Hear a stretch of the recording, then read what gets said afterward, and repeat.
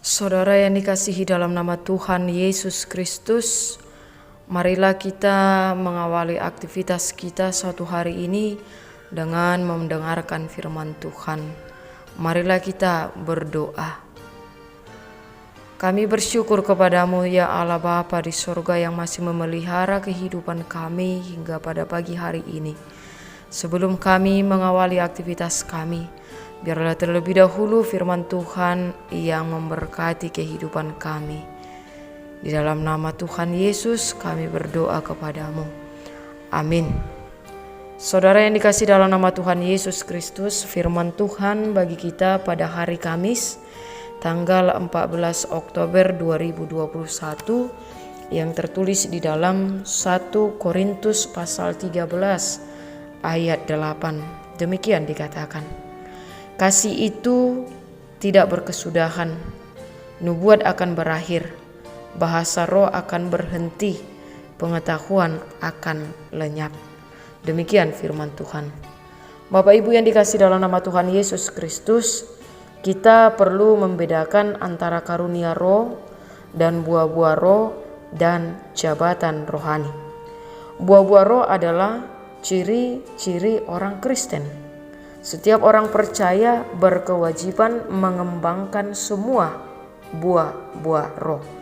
Galatia 5 ayat 22 sampai 23. Jabatan-jabatan rohani merupakan kedudukan di dalam gereja untuk menyelenggarakan urusan-urusannya, entah itu pengawasan rohani atas domba-domba Allah atau para penatua, atau pengawasan rohani di dalam hal yang bersifat sementara, misalnya para diaken.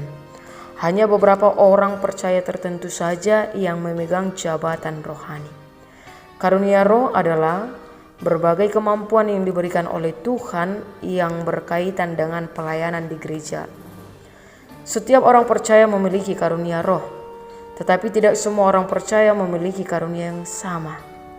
Paulus melihat jemaat di Korintus berada dalam bahaya menyalahgunakan hak-hak istimewanya dengan cara menekankan secara berlebihan karunia-karunia spektakuler tertentu. Paulus pertama-tama mengemukakan soal kesatuan dan keragaman dari semua karunia yang ada. Kemudian soal keutamaan kasih di atas usaha mencari karunia. Dan akhirnya soal penilaian serta pengaturan penggunaan karunia bernubuat dan karunia berbahasa roh. Paulus menekankan bahwa adalah baik karunia-karunia roh, tetapi di atas semuanya itu lebih tinggi adalah kasih. Sebab kasih adalah pengikat yang mempersatukan dan yang menyempurnakan. Paulus menegaskan bahwa karunia yang paling utama yang harus dipraktekkan oleh setiap warga gereja untuk membangun tubuh Kristus adalah kasih. Semua karunia sehebat apapun akan menjadi sia-sia, tidak berguna bagi orang lain, juga bagi diri sendiri bila tidak dilakukan dengan kasih.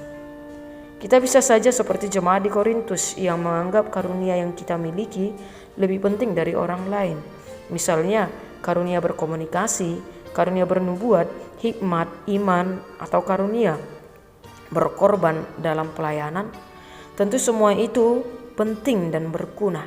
Penting dan berguna bila dilakukan dalam kasih dan digerakkan dalam kasih. Firman ini mengajak kita untuk setiap karunia yang sampai kepada kita, hendaknya kita lakukan dalam kasih yang digerakkan dalam kasih Kristus. Oleh karena itu Bapak, Ibu, saudara-saudari yang dikasihi Tuhan, kasih itu kekal telah Tuhan berikan kepada kita. Marilah kita boleh menyatakan kasih kita, boleh menerima orang lain seseorang di tengah-tengah hidup kita dengan menunjukkan kasih yang daripada Tuhan Yesus Kristus. Meski banyak perbedaan kita satu sama lain, tetapi perbedaan itu bisa menyatukan kita jika kasih boleh menyatukan, boleh menjadi ikatan di dalam setiap perbedaan itu. Biarlah di dalam satu hari ini kasih yang daripada Kristus memampukan kita melakukan aktivitas kita sepanjang satu hari ini. Amin. Kita berdoa.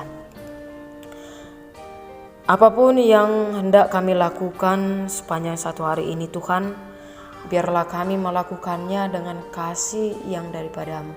Sehingga kami tidak berpura-pura dengan apa yang kami lakukan, tetapi kami tulus melakukan setiap pekerjaan kami, aktivitas kami itu hanya berlandaskan kasih yang telah kami terima dari Tuhan.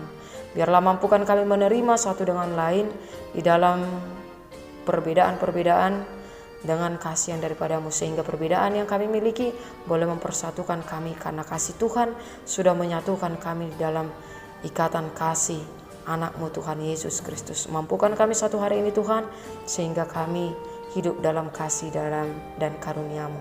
Terpujilah nama-Mu hari ini kekal selama-lamanya. Amin.